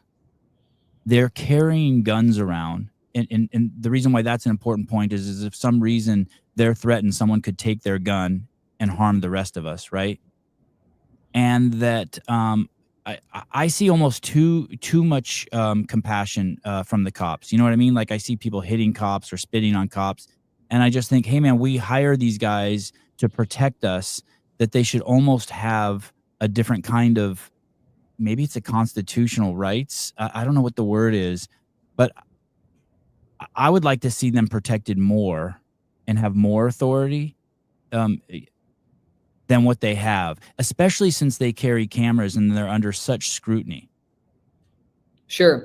Yeah. So I think that the general sentiment, again, of, you go back to 2020 when this is really hot, of, abolish the police, defund the police, Like they burnt the police. Sorry to interrupt. They burnt the police station down in wherever it was, Ferguson or wherever. Remember they burnt that police station down? And, right. and I don't know if you saw Liz Collins' report on it, The Fall of Minneapolis, or you read her book. Do you know who Liz Collins is out of Alpha News? Yeah. It rings a bell. Yeah. So basically, that was the mayor's plan. Hey, we're going to give this police station to the protesters. We're going to let them burn it down. And it's a really fucked up story. But my feeling is if you attack, same with Jan 6, if you attack a federal building, that's like a public building, that's my building. You're attacking my house. And I think that those people have the authority to shoot or at least use real severe force to keep people down. Because if someone were to burn down my house, I would shoot them. Right. Yeah, you protect your own property. And again, Right. yeah, I think this is one of those instances that I recognize because, you see these images and it's like, Yeah. man, this is not what I want our country to look like. It's filled with so Right. much hate, filled with destruction. The left is poison in that sense. And it undermines our psychology of feeling safe if people can burn down police stations. If I don't see the police being able to protect themselves, I don't think that they can protect me. Right. So I agree with you on that to a point. I want to, paint the picture of, the police, right? Their monopoly of force, right? They're the ones who are to enforce whatever laws are on the books. Right. So you remember during COVID, right? You had cops who were kicking people off the beaches in California because it's like, oh, we're under lockdown. Like you can't be here. And these ridiculous images of cops, carrying people off of the beach for not wearing a mask, right? Now, let's say that cop, that guy says, I'm not gonna leave. I'm gonna sit here. I'm gonna enjoy the beach. Right. And that cop, I was kicked off a beach, by the way. It sucked. Fuck those guys. yeah. So by volunteer cops, by not even real cops. Yeah, and again, they're all individuals, but their job is, hey, enforce the law by any means necessary. So let's just say that you didn't leave the beach and you were shot, and it was shot in a way that was not according to protocol. You didn't pose a real threat. That cop had in effect committed a crime, right? So qualified immunity, right, puts, like you said in the initial prompt, it puts government agents at a higher than citizen protection level. So there are, and this specific example, you probably have to go into all the legals behind it, but there's a world where it's like, oh, you can't actually charge him criminally or sue him, even though he shot you on a beach when you were unarmed and you weren't posing a threat, because qualified immunity. And we have to protect our cops. And if I was your family, I'd be pretty pissed off. And I'd say, hey, no, this guy, just because he's wearing a badge, if he's engaging in malicious behavior, bad behavior, that doesn't mean that we should protect him just because he's wearing a badge. I mean, that empowers the worst people to pursue those kind of jobs, right? So I think it really is, it's a sticky emotional, situation. And ultimately, I think we do want, bad actors, bad civilians, people who are running around causing mayhem in our streets, to be punished to the fullest extent of the law. But I think it's our duty as well to be skeptical and challenge, like, hey, just because you're wearing a uniform, does that exempt you from the consequences of bad behavior? Because again, the biggest killer, this is going to maybe sound a little extreme, right? Because we were talking about just, masks and beaches, but 20th century, the biggest killer was not a plague. It was not even war, casualties of war. It was democide. Democide definition of, governments killing their own civilians, extrajudicial to war, right? Killing camps in Stalin, Russia, right? And the Holocaust, Pol Pot. Again, these people are very good at bad behavior if you empower them too much. So while, Pol Pot's Cambodia is not necessarily on par with the threat to liberty as you getting kicked off the beach, that same premise still emerges of, hey, do we want to exempt government agents from being prosecuted or sued from the consequences of their own actions? A conversation worth having. Yeah, there was a female cop, and we'll take this caller, but there was a female cop who had been on the force for 20 years. Someone in a car, this is in New York or New Jersey, someone in a car wasn't listening to her, and they went and grabbed for something in their car, and she pulled the wrong gun. She meant to pull her taser and pulled her gun and shot him, and she went to jail. Mm. And I'm thinking to myself, like, me personally, I can't send her to jail for that. Yeah. I just can't. Call her. Hi. So Sean, it's just a tough premise to say that someone was on the beach and they weren't listening and got shot and killed unarmed. There has to be something that precipitated it. And if the cop is guilty of manslaughter or some injustice that was totally wrong, he will be indicted, tried by his peers, and if he's found guilty, he will go to jail. So we can't play the game that cops are running around shooting people because they didn't listen to get off the beach. Now, if that's there are 300 million interactions between the police and civilians in the United States. There will be times that there will be incidences that is unfortunate that people will get shot and killed. So we just have to parse that out and take a look at those individually and not make it a blanket statement that all cops are bad, as we saw in 2020. All right. So for clarity, I never said all cops are bad. And I think people should be judged as individuals, which is why qualified immunity, I think, doesn't make much sense to me, because if we're all to be judged as individuals for our crimes or for our bad actions, why would we say, oh, well, these people, person A did X and person B did X, but, person B was acting as an agent of the state and they still had the, the intent and the negligence, but we're going to let them off the hook because, they're wearing a badge. I just don't think that's fundamental to, the best outcomes and to our liberty. So I don't disagree with what you're saying. I just think we should challenge the premise of qualified immunity. Yeah, they're talking about getting rid of qualified immunity in New York State. I'm a New York State government. What is qualified immunity? What's qualified immunity? What is that? Yeah, it's a blanket protection that would exempt, I'm saying agents of the state, but realistically it's, cops and law enforcement from, it protects them at a higher level from being either charged criminally or sued. And there's cases for, ending qualified immunity for criminal, cases for ending it on the civil front, which are different cases to make, but essentially provides them a greater legal protection of you commit a crime, you commit, gross negligence, and maybe you get a pass that a civilian wouldn't have for doing the same thing because you're operating as law enforcement. And I worry, and there's, examples out there where that can create negative incentives of people to say, oh, well, I'm going to be more negligent, or I'm going to maybe be a bad faith actor because I know I have this protection, right? I wouldn't want to necessarily give people that blanket protection, knowing what government's capable of. You're a good conversationalist, Sean. I hope, I wish there were more people like you that can actually talk about it instead of going back and forth and going nuts. So thanks for your input. Thanks, Jethro. Yeah, man. Thanks for calling in. My pleasure. Are you okay with people calling in, by the way? I should have asked you first. Oh yeah, no, go for it. Yeah, okay. I will say, I don't know if Serena and I chatted at the half hour, so 10:30 my time. I got a jet. Will that work for you? Oh yeah, absolutely. I'm so stoked to have you on, man. Yeah, it's great to be here. And by the way, it looks like, Brianna's chiming in, and shout out to Brianna. She's the one who set this whole thing up in the first place. Yeah, isn't that great? It was great. funny because I was like, when I saw you on the calendar, I'm like, how did this happen? And then Sousa, the executive producer of the show, has said it was Brianna who did it. Do you know her? I think she used to work for you guys. Yeah. She's currently on our summer associate program, which is getting folks entry-level work with fundraising and development, because we can't save the world if we can't pay the rent. So she and her colleagues are doing a great job. Sevan, can you ask him what Young Americans Liberty does on campuses and campaign work, and also ask him how great the associates did this summer? Yeah. So to address that second part first, I mean, they're doing a great job. I mean, the ability to say, college grad or current college student, say, hey, I want you to practice, cold calling millionaires and billionaires and try and tell them about the work we're doing and see if we can get them interested in supporting us. You learn more from that, arguably the most, college or even a lot of things from the classroom. And so really impressed with the work that these folks are doing. And, our goal is to build people with enough skills where they can go out and, work for other Liberty orgs, work for Yale full time, work in adjacent spaces where they're taking on tough work like, sales and fundraising and operations. So, big credit to the associates this summer. Shout out to the Yale Devo associates. The work we're doing, the quickest way to explain it is we're building a youth army to elect Liberty legislators to pass Liberty legislation, right?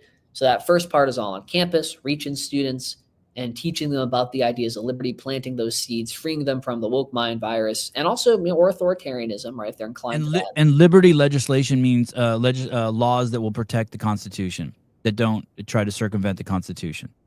Precisely. Laws that don't circumvent the Constitution and get government out of the way, right? So, that can look like, banning vaccine mandates, banning mask mandates in schools. That can look like removing licensure where it doesn't belong. Exactly. Slashing occupational licensure laws that are egregious. Constitutional carry, the right to, defend yourself. There are free speech zones on college campuses across the country where, we have had, and this is going to sound extreme, but we've had students who have been arrested and spent a night in jail just because they would not, leave their campus handing out the Constitution, public university. So the government will go to great lengths to enforce these laws on the books. We got to get bad laws off the books. But yeah, it's a great post that you're pulling up, about how, if you give them an inch, they take a mile, right? Toll roads are insane. From being a little kid, I always knew toll roads were insane. It's a total different life living on the East Coast, by the way. You totally feel the government more there than anywhere I've ever been. The Eastern Seaboard's crazy. New York, New Jersey. Just even the way the exits work and you're forced to go to certain gas stations or certain restaurants. You can't just get off and go into the town. It's wild. You can totally tell it's a fucking mafioso racket going on there. Yeah. And, if we don't speak up against it, it'll never stop. In New York, I don't have much hope for, right? Or, it's not that I don't have hope for it. You just look at certain states in the country and you say, hey, 1 or 2 election cycles of enough voter turnout and enough changes in the legislature, we can take this from a okay state to a great state for liberty. There are some states, if you want to save California, save New York, be prepared for multiple decades and billions of dollars to get it to a place where it's salvageable. Or you can do 2 election cycles in Wyoming, spend, maybe a couple $1 million, and all of a sudden it's like, wow, that state pops up and has the conditions created, the laws where it's like, I want to move there, start a family. I can have the government leave me alone. I can keep my money. There's incredible opportunity in these state capitals if we do the work.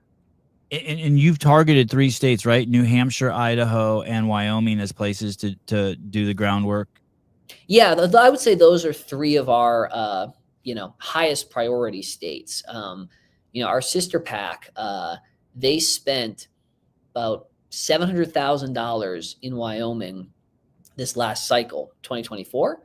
And that was the largest spender in the entire election, right? Meanwhile, and it influenced a lot of races, like probably 16, 20 people, were affected in those races with that 700,000. You look at Texas, you run for state rep, 1 seat in Texas, you could be spending up to $1 million, 1.5 million just yourself on that one race. So, capitalism, right? It's about finding the best ways to create value. We're capitalists. It's like, hey, how can we look for these opportunities to spend the least amount of money and get the most output? And people like Brianna, right? She's worked on 13 campaigns for us. We've helped place her in, these races across the country, knocking doors, reaching voters directly. That is the difference maker. State and local elections is, did you have a good conversation with someone at the door so they understand there's an election happening in the first place, and that like one candidate is preferable to the other on the cause of liberty? We've seen elections decided by 15, 20 votes. So people like Brianna and all of our students who are out there knocking on these doors, they're getting real wins for liberty. It can happen. Not all hope is lost. Despite being 36 trillion in debt, despite DC being so expensive to play in, it's the state level where you can make a huge difference. Sean, for you personally, what's the most difficult one to, there's a word for it, reconcile? What's the most difficult issue for you to reconcile, where you have this philosophy of liberty you would like to uphold, but you're like, man, we really need drone licenses because of blah, blah. Is there one where you're just like, shit, or like, man, like, are we really going to legalize heroin? Which one is like the most difficult that you personally kind of like have to stay sharp on? Yeah. So, I always say, hey, if we're going to have taxes, we should maybe have 500% taxes on congressional insider stock trading, right? That would stop insider stock trading from happening for sure. But more realistically, I mean, I think that the one, I don't have kids yet. My fiance and I are intending to, start a family. And I think about, the mental health consequences of all the cesspool that is social media and, the dark parts of the internet. And, we evolve so fast with, growing up, I had a Game Boy, right? And you were limited to like that universe. Tetris, baby. Yeah. I didn't have a real functional smartphone until I was like 22. But now you got 8-year-olds who have the world at their fingertips. And I think there's a lot of good that can come from that. But the technology has evolved so fast where, it's a cesspool out there, right? And I think that we're seeing like spikes in anxiety, depression, lack of self confidence, cyberbullying. These are things that we. What do you think about drinking age? Do you think that there should be a drinking age? Well, I mean, philosophically, right? If you want to go full anarchist, it's like, oh, well, that's an infringement on your rights or whatever. But look at it this way. When you had the drinking age at 18 in college back in like the 70s, 80s, and even like in, our friends up north in Canada, that creates an environment in the university where it's like, hey, everyone here is legal to drink, right? Maybe like the professors can host something where it's like responsible drinking at their house, and you build community. But now when the drinking age is 21, and I was an RA, I know that these kids, they go through insane lengths to hide, right, the thing that a lot of people socially partake in, right? And so when you have laws that cause people to go underground, usually worse outcomes happen. So, I don't think that saying, we need to abolish the drinking age, is like the biggest fight for liberty that we can fight for, compared to like much more impactful fights for our safety and for our financial well-being. But, if it was 18, you'd probably see safer behavior and culture. Like I said earlier, right? Drinking age is going down organically because people are making healthier choices. So like, that's coming from content creators and capitalists more than it is from the government. But to your original point, like, social media laws, right, and protecting kids on the internet, I think is the one I struggle with most, because I don't trust the government to do anything right, but the free market solutions haven't caught up yet to protecting kids on the internet from the cesspool that's out there. And so I don't want to go into like digital verification and having kids or even adults upload their ID or face ID. I think that's a biometric civil liberties threat for sure. But I just think of like, hey, we need to protect the kids. And I would love to see a way that we can create conditions to protect the kids without, ceding more power to the government. It's this we want absolute freedom, but we're also trying to run a civilization. I'll give you a really sensitive one, but like the rape. I'm perfectly okay with the arbitrary age of 18 in regards to, like, I don't think 20-year-old men should be having sex with 15-year-old girls. And, you know, you could argue that all you want, that, well, they're in love, or this 15-year-old is mature enough. But I do think that there needs to be an age, and that our kids need to be protected. And, you know, I don't know what the solution is, but until we have a solution, like, I want kids to, I want protection for kids, Absolutely. even if it means like fucking with the other people's liberties. And I know I'm aware it's an inconsistency, and I recognize there's tension there. I just don't have a solution. Yeah, well, you know, Ben Shapiro says facts don't care about your feelings, but in practice, you know, it's actually the feelings that don't care about the facts, right? How we operate, how we live our life. And Right. so, yeah, I think that Right. The you know, feelings there's don't good care about faith, the facts. You're right. there's good faith actors that will say, you know, hey, you know, let's protect the kids. And there's bad faith actors that will say, you know, let's protect the kids, let's protect them. Even the left, they say, let's protect the most vulnerable by raising the taxes, raising minimum wage. You Right. know, that's bad faith Yeah. if they know what they're doing. And so we just Right. need to watch out for who's a good faith actor, who's a bad faith actor. When you I see you have 4 minutes, by the way. When you made this shift, did it affect your parents or your friends or your social? You know, I remember when I told my dad I voted for Trump. We were in the kitchen at my house, and he just fucking stormed out of the house. I started laughing. I mean, I felt bad for him, but he thinks he failed as a father, and I'm thinking, you know what I mean? I've heard him tell people, "Oh, I failed as a father because of that." Did you have anything like that?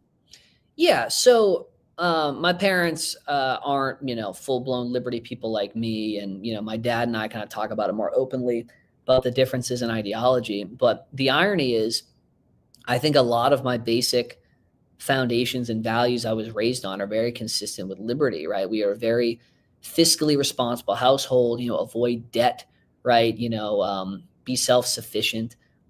Just general like meritocracy that was brought up in, where it's like, hey, work hard, you know, improve your station.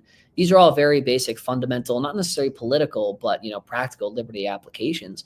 You know, so it hasn't destroyed relationships with my family. I think because I always remind them, or it's like, well, like, I don't think I'm some kind of crazy radical. I mean, you might, but all the foundational tenets are part of things that I was raised on. We want to help people, we want to be responsible, and we want to, you know, be rewarded for hard work. Of course, you know, then there's, you know, we can disagree about the Federal Reserve or if we should have higher or lower taxes, but you know, liberty is logical, I think. And so when people kind of get reminded of that and they look inward, even the people who are, you know, maybe self-identified SJWs, if you really challenge them and say, well, hey, well, how do you live your life in practice? You know, is that more consistent with liberty or with these, you know, crazy critical theory ideas? You know, if they really look inward, they're probably going to say, yeah, when I'm operating in my own interests, I operate from a basis of liberty more than not. So try and find the common ground with people more than focus on the differences. That's helped me keep my, you know, relationships and general just sense of, you know, goodwill toward others. Well, thank you for coming on, Sean. You are always welcome on the show. Anything that you want to talk about, anyone from your organization that wants to come on here and talk, any you know, people running for office you want us to help support, any commercials you want us to run, let me know. I think you are a treasure, and we need clear thinking people like you who will keep us free. Thank you. Really appreciate it, Ceylon. Thank you so much for Yeah. having me. Yeah, you're always welcome, buddy. And tell Serena thank you for setting this up, and thank you to Brianna. You're a cool cat, dude. Yes. Thank you, Serena. Thank you, Brianna. You're a cool cat as well. All right. Thanks, brother. Have a good day. See ya. Ciao. Boy, the guest I've always wanted. Yeah. Wait, isn't this guy a social justice warrior, but opposing?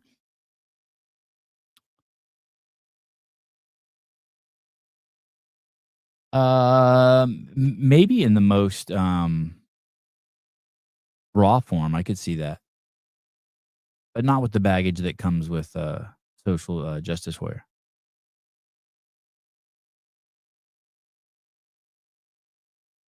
Save on.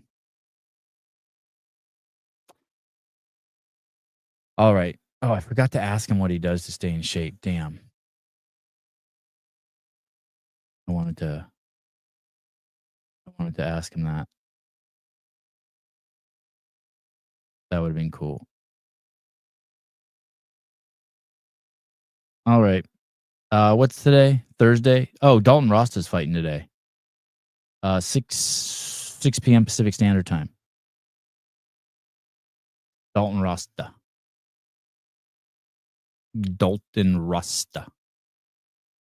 I should have brought up this too. I should have brought up abortion.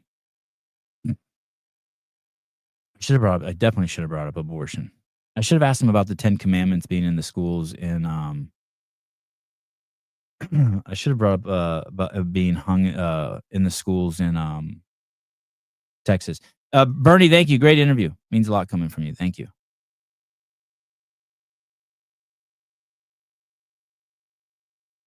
Are you keeping up with all the Tyson news? Yeah, I'm so stoked for Tyson. I didn't like it though that he said he was gonna help people with his money. I want him to keep his money. I want him to start a real estate empire. Please, don't give your money away. Just start a fucking real estate empire, Tyson. Fuck giving your money away. 28% of Gen Z have been aborted. If you calculated all the babies conceived during 1997 to 2012. Wow. I tell them all the time that the Democrats don't want to solve your problems. They want to abort your problems. If you really think about this, and it is so sick, even with our welfare system, and you and I talked about Department of Children and Family Services and some great work that we're getting ready to do with RFK in regards to exposing what's happening with our children. But when you think about it, these government facilities would rather pay $400 for an abortion than to pay $400 every month in welfare stamps for the next 18 years. Our society believes it's better to just terminate the life. And now you have them actually having abortion parties on Instagram and elsewhere. Have you seen this? Laura, listen. You talking about abortion parties. Let's talk about Kamala Harris at the DNC in Chicago, downtown Chicago, predominantly Black. Y'all took an abortion Hot Wheels bus to the DNC. They are performing abortions on site, human sacrifice on site. I said, God, you better show up. And when you go back and you look at the video, every woman getting on and off that bus was Black. They are celebrating terminating Black life while saying Black Lives Matter. It is the most diabolical thing that I've ever seen in my life. I will never, ever subscribe to another party again. I think that chick's hot. That Black chick. I love her eyes. I did notice this on a separate note. This is kind of crazy. But we were raised in a time. How are her tits perched up like that? Doesn't that look like that hurts? How the of personal responsibility. You know, you were expected to speak up, and you were expected to stand for something. And I never get. I can't even listen to her. Oh, you don't think that Black chick was hot? I thought she was fucking hot. You didn't like you? She was hot. I thought she was so hot. Look at her eyes and her lips and her skin. I tell them all the time that look at her her eyelids. She has like beautiful eyelids. Wonder who that is. Angie Stanton. The Democrats don't. And I love her voice. You don't think she's hot? Look at her. Look at her teeth. Are you crazy? Of your problems, they want to abort your problems. I love her lips. Look at her brows. If you really think about painted on this, and it is so sick. Look how she holds her eyes.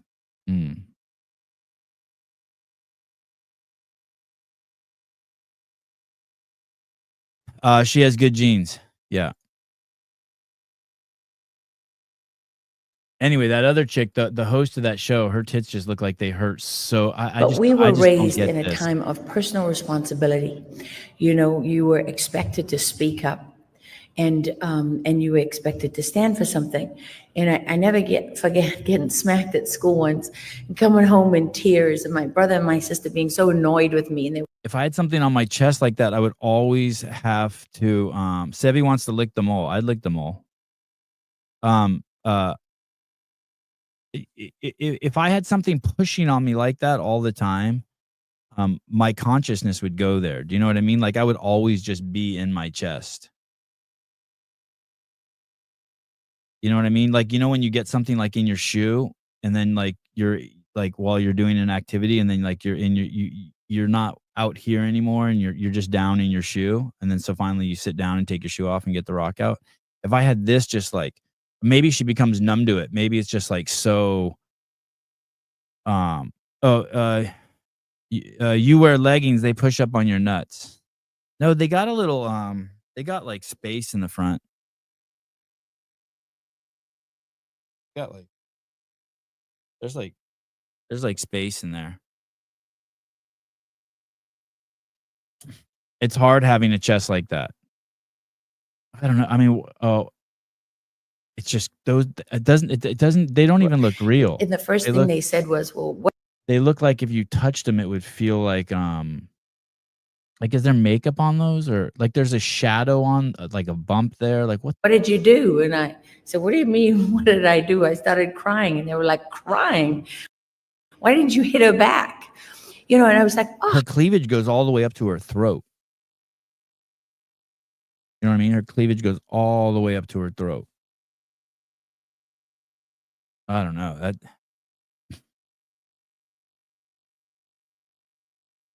yeah, they just boobs are boobs. All boobs matter. But these ones are just crazy. Yeah, I'm not disparaging them. I'm just trying to understand the physics and consciousness that surrounds them. More children in New York. More children aborted in New York City on October 7th than all the deaths in Gaza. That's crazy. Not a peep from the left. It's crazy. Holy shit. Stats like that are crazy.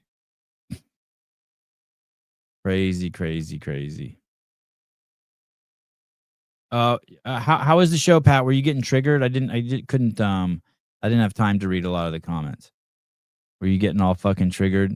I know you're a what's it called? A contrarian. Were you getting triggered like a mofo?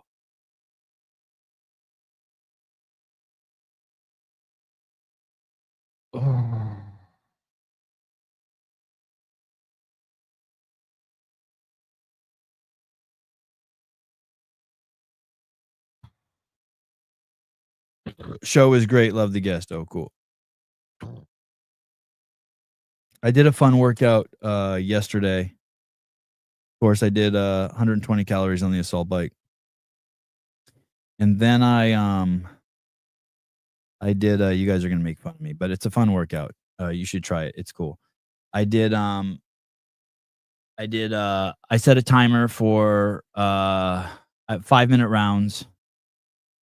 And I did 10 rounds, always do 10 rounds. And I did 10 strict pull-ups, 10 front squats with a 40-pound D-ball. And then I just rested. And my goal was I just wanted to see if I could do 10 rounds of strict, did I say muscle-ups? I meant pull-ups. 10 rounds of strict pull-ups.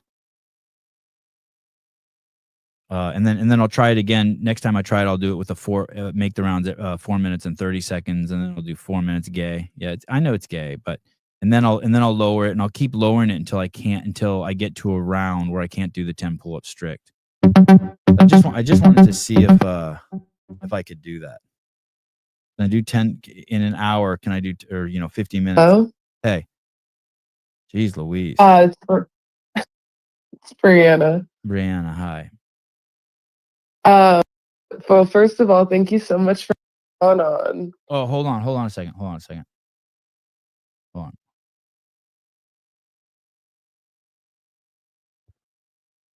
Hold on a second. Let me fix this so you're not popping. Every couple calls, the popping comes back. Okay, go ahead. Why does it sound like you're in bed? Hello? Hi, can you hear me now? Yeah, why does it sound like you're in bed? I mean, I am sitting in bed. Oh, okay. Go on. First of all, thank you so much for having Sean on. I He's love great. Yao. He's great. I've worked for Yao since like 2020, like on and off. But yeah, they're so good. But I wanted to call you because I'm moving to DC. I just got here yesterday. And I wanted to know, like, what's your advice for looking for a new CrossFit gym? Do you know gyms in DC? Or just in general, how do you know it's like something's a good affiliate to join? I want to join at least by September, like have a gym picked out. There's 3 affiliates I was there. One of them was a trip. One of them was in a hotel. I don't know if that one's still there. The guy owned, I think 5 affiliates in DC. And I remember one of them I visited was in a hotel. And I can't remember the other one. I was there like 10 years ago, and it was so good. It was so good. Dang. I went to I went to an after part I think they had a sectional there or a regional there at that affiliate, and I went to it, and then afterwards we went to a party, and there was this big buff guy who was like trying to fuck me. It was crazy. It was so crazy. I was with a colleague of mine, and this guy's like grabbing my butt and like just blatantly hitting on me, and then he started hitting on one of my colleagues, who was another guy who was a collegiate wrestler, and then his wife got pissed and said, "Hey, don't let that guy hit on you," and then it almost broke into a fight. It was crazy. It was weird. But you would recommend that gym? Yeah, that gym seemed fun. Well, I heard there was like an Invictus, but like I've been to the Invictus in San Diego, and I don't know if that's too much, or I'm definitely going to try out at least like 3 and then figure out what I want. What are you doing in DC? What are you doing something with politics? No, not anymore. I'm going to go back to coaching. I got a job at George Washington University, so coaching there and then getting a second master's. Oh, geez. Oh, so you're going to school. Well, I mean, I'm always going to keep doing school because you get free school if you work at the school. So might as well. What's your second master's going to be in? I'm going to do sports management. I get masters in stupid stuff because I'm not going to use it. So. Oh, that could be cool. Yeah, I just think it's stuff that's fun to learn about. What do you think about Tyson's new contract? Good. I mean, I know a ton of rookies that don't get a contract adjustment until their rookie contract is completely up. And so I think the fact that they're doing this before it is shows how much they value him. I think that on a lot of teams in the NFL, he could be a starter. And I think they know that. And so I think they're doing this to keep him around because they could obviously just keep him on his rookie contract and save themselves the cap space, but they know that he's valuable. So it's good that they know that. I don't know if this is true, but I heard it from a pretty good source that the most a NFL player can make in the NFL in their first 4 years, the biggest their contract can be is $40 million. And so that ends up being $10 million a year. And so the fact that he's been in 2 years and that they're signing him to a 2-year deal where he could make as much as $16 million is means they love him. It is crazy. Yeah. It was, I would say the same. Yeah. Yeah, I think that that's a really good sign because backup quarterbacks, especially ones that haven't proven themselves as a vet, like you look at Kenny Pickett with the Browns right now, that he has experience playing, like actually starting games and stuff. And so, he's a backup, but they've seen that he can be a potential starter if needed. Tyson doesn't have that. So the fact that they value him and he hasn't even had that like veteran experience, I mean, I think that just shows who he is, not just even on the field, but like as a, support for the team just in general. I think also what's huge for him, and I'm just completely making this up, but I think the players love him. Yeah. I mean, I would say, I don't know if gosh, I can't remember his name. Somebody in the chat, I don't remember his name, but he used to be the backup for the Packers for a lot of years. He's hopped around like a couple teams now, but he never ended up being a starter. And he hopped around like 5 teams, stayed in the NFL maybe a decade, and got huge contracts and never actually was a starting quarterback. But he was kept around because every coach in the NFL said he's the best in the film room and he's like the best guy to have in your locker room, just like the energy, how much everybody loves him. And he stayed in the NFL so long just because everyone who met him loved him. I think also, as much as his dad really wants him to play, I think his dad, because obviously he loves his son, likes him on the bench because he knows his kid's not going to get hurt. I think Travis is pretty. I don't think so. There's no way. I'm telling you, man. I mean, I'm telling you. Really? Yeah, because it's your kid, man. And as much as he wants him to play, and as much as Tyson says stuff like, "Hey, I was trained to do this. I need to find out how good I am." I think Travis is like, maybe I'll try to get him on the show, or I'll call him and ask him. But I think another part of him is like, yeah, if he can make $10 million and sit on the bench for another 2 years, good on him. You know what I mean? Well, I do think, yeah. I mean, if you say 2 years, that's good, because I was gonna say, like, there is a big problem in the NFL right now with not developing young quarterbacks. And I mean, I think it's happening to the starter right now, Caleb Williams. He hasn't ever had a veteran to just sit behind and learn. And I think Tyson's actually getting more of the benefit because he can sit behind and learn from Caleb. But I think that there's a lot of rookies that are just as talented, if not more talented, or former rookies or young quarterbacks in general that were immediately put into a starting role with probably, a bad management from the team and never got to like grow. And I think you see a lot of some of the best quarterbacks in the NFL right now. I mean, look at Pat Mahomes, look at, Tom Brady had the opportunity to just sit behind a vet, learn, and then 4 or 5 years into the league, do amazing jobs as a starter one day. David Weed. So hopefully that happens. David Weed, Tyson is better than Caleb already. I mean, I was a Caleb Williams fan in college, but so I can't say.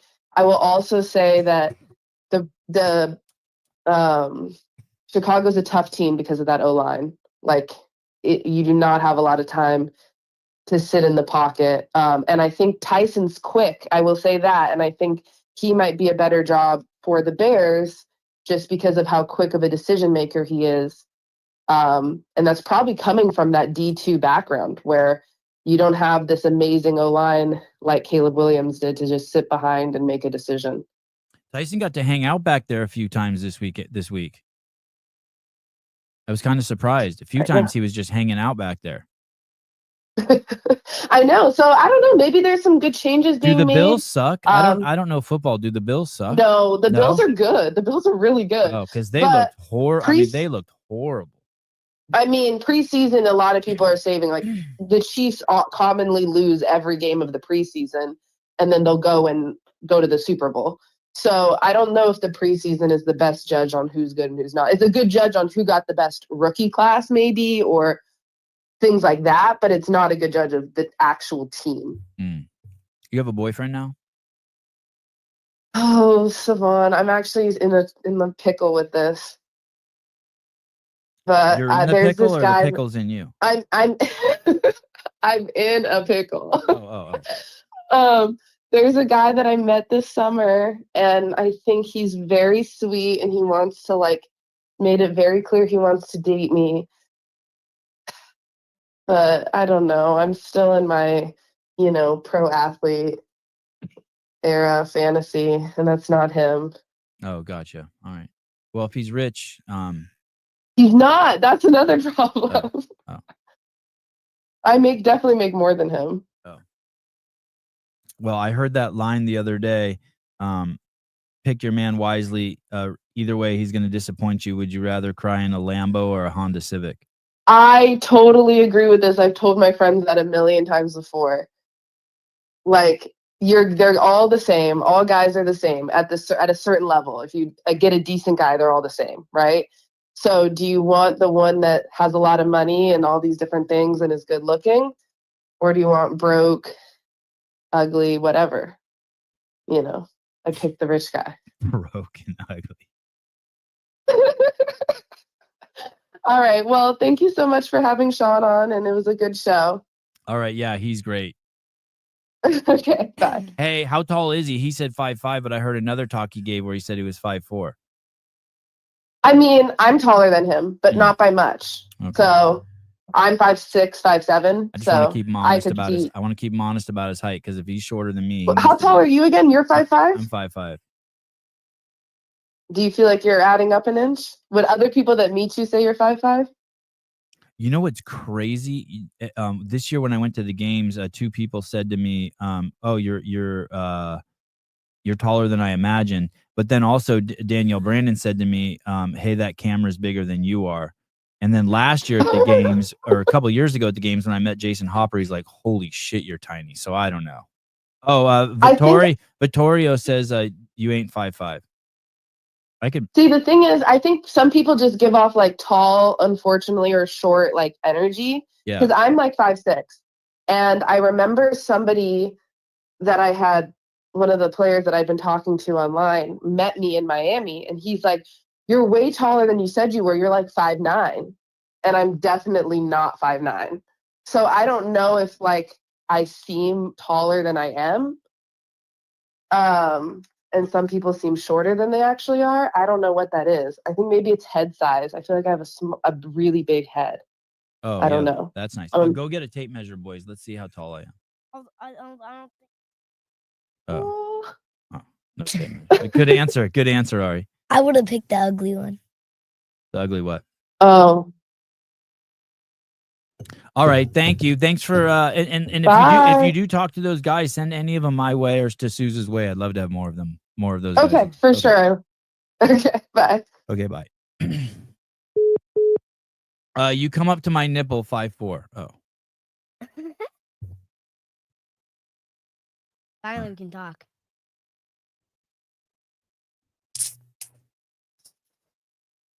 That was kind of weird. She was talking about her dating when we're right here. She didn't know you were right there.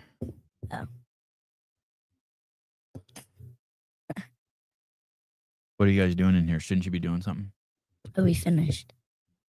What's your problem? Why do you touch the mic? Spam? No. Oh, I don't know. Hello? Hello? Hey. Hey. What's up? Is this Savon? This is. You are free to say whatever you want. So my name is David Odoricio. I've been a fan of the show for a long. Odoricio. It's Italian. Odoricio. Hold on one second. Odoricio. Say his last name. Mauricio. Okay, go on. There you go. It's got a bunch of vowels and S's in it, or no, just a bunch of vowels. Yeah. Odoricio. So I've been Sounds wanting like to call Susan. in forever. I've been listening since you guys first. Well, back when you were with oh gosh, Josh Bridges was on back in the day. Yep. Yes, sir. Anyways, I've always want to call in and say hey, and I really appreciate y'all's. I love all your interviews. They're great. Thank you. But I sent you a message. On your website a while back, or maybe a week or so ago. I actually just bought an affiliate, or I'm buying an affiliate in North Carolina. And I don't know if you saw that email I sent you. But Where did you send it to? The Sevon podcast or SevonMatosian@gmail.com? It was on the website for the Savon podcast. It was like I haven't seen it. Maybe I'll ask Souza about it. Yeah. Anyways, so we're taking over an affiliate, my wife was like, "Hey, you should," because I know you guys used to do the affiliate series. Yeah. And my wife was like, "Wouldn't that be cool if y'all if he tracked your progress over, you're kind of starting from not nothing." I'd love to have you on. That's a great idea. I'd love to have you on. Yeah. Anyways, no pressure, but if that was something that interested you. I want to do the affiliate series. I want to start the affiliate series up again anyway, just to show that Dave can only get 44 views and I can get 3,000 views. You know what I mean? Just as a fuck you to him. Yeah, there you go. Your interview of who got third place at the games this year? Kerstetter? No. No, James Sprague. James Sprague. James Sprague was awesome. Olivia's was great too. I like both of them, but I just love listening to James. He's so cool. Yeah, he's great, isn't he? Yeah, he's awesome. Yeah. One of the most like impactful interviews that I've heard that you've done Mm-hmm. was way back. Do you remember when you first interviewed Taylor Self? Yeah, Like it's the funny. first interview. I was in Tahoe, and I remember that one very well because I was in Tahoe and I was sitting at a little tiny desk. Yeah. I can still remember where I was. I was driving. I drive a lot for work, and I was driving to a job, and I listened. I think it was like early in the morning. I listened like the next day or something, and like I still remember where I was at driving because it was like I was like so tuned into his story. It was really cool. I should pin that on my homepage, the Taylor Self interview. You know, like when you go there, there's like a behind the scenes for the games. I should put the Taylor Self interview there. Yeah, it's so good. I mean, his story is wild. Yeah, So wild. Then another one that I don't know if you remember this one. This was years ago as well. It was one of the guys that owns an affiliate. I think it's in Ohio, maybe.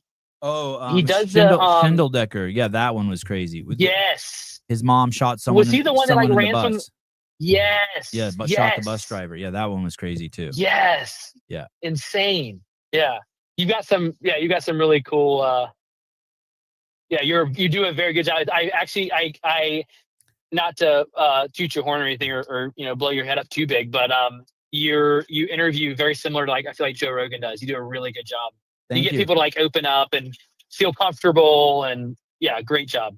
I appreciate you being grateful for it. Everyone should be like, holy shit, how did I find this little obscure podcast with the greatest interviewer and the coolest guy of all time? But it's, it's cool. Yeah. We gotta keep spreading the word. Go ahead. Yeah. Anyway, no, it's just that's just I say that with peace and love and no humility, but yeah, it's great. Yes. I was gonna that was what I was gonna say. I did my L1 at Taylor Self's gym. Oh, cool. And I didn't realize what gym it was when I signed up. I just like signed up. I live in Wilmington, North Carolina, and he's in Charlotte. And I showed up for that L1 and I walk in the gym and I was like, wait a minute, I've seen this before. Where is this from? And I like Googled it really quick. I was like, oh, this is Taylor Swift. So I met Andy Hendel, talked to him for a while. He's a really cool guy. That was fun. It was really cool. Yeah, Andy is a really, really cool guy. Been around forever. Yeah, that's cool. It's a small world. It is such a small world. Yes. Our I was talking to CrossFit some of the world's guys at tiny. I was talking to some of the guys at my gym and he was like, who is your, seminar staff? And I said, Maggie. And he was like, oh yeah, I remember her. And like, everybody knows everybody. It's really neat. Yeah, we're this space is so lucky to have the people it does in it, just producing content, because it's kind of a son of a bitch. But everyone from the Buttery Bros to Dens to Pedro to Hiller to Get With The Program. I mean, the Spin. I mean, we're all so lucky. Every time John comes on, I realize how lucky I am, because no one's getting paid. And I just text John in the morning or text the guys in the morning. I'm like, hey, who can come on with me tomorrow or tonight to talk about the girls who participated in the CrossFit Games? And they just jump on, and it's just it's just cool. That's so cool. Yeah, we're so fortunate. Yeah. Are you guys going to be doing anything for the Masters event? Yeah, I think so. I'm going to take the boys to gymnastics. I'm going to fire up the cell phone and try to watch all the Masters. Taylor and Bryson have 7 or 8 athletes at the Masters event, and then tonight we're going to jump on. It's going to be tough. I don't know when we're going to jump on because I really want to watch that Dalton Rasta fight on ESPN. So we'll figure it out. And then we're super lucky. Like, people like Tyson Bagent come on. I mean, it's just crazy.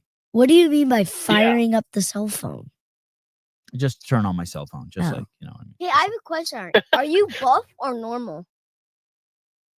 Ooh, I wouldn't even say I'm normal. I'm like below normal. So I got into CrossFit in 2019 and I was like 50 pounds overweight, probably more than that, honestly. And the first summer I lost like 50 pounds. And I think it was like, probably 4 or 5 months. Wow. Yeah.